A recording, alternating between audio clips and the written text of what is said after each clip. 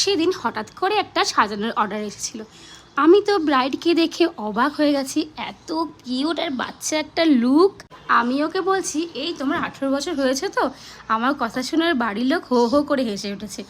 দেখো মেকআপটা জাস্ট কতটা সুন্দর হয়েছে। ও আমার কাছ থেকে একদম সিম্পল একটা লুক চেয়েছিল, যাতে মেকআপটা একদমই উগ্র না হয়ে যায়। মেকআপটা খুব লাইট রাখতে চেয়েছিল।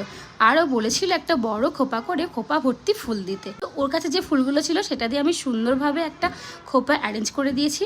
কতটা সুন্দর হয়েছে তোমরাই কমেন্টে জানিও। আমার তো ওকে সাজিয়ে বেশ ভালো লেগেছে। যেহেতু দিনের বেলায় বিয়ে, সেহেতু খুব একটা উগ্র না রেখে আমি যতটা সম্ভব পেরেছি মেকআপটা বসিয়ে মুখটা অনেকটা ব্রাইট করার চেষ্টা করেছি।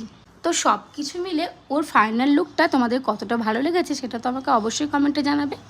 ওর বাড়ির লোকের প্লাস ওর সকলের ভীষণ পছন্দ হয়েছে লুকটা। ঠিক যেমন যেমন বলেছিল আমি ঠিক অতটা সুন্দরভাবে সাজানোর চেষ্টা করেছি।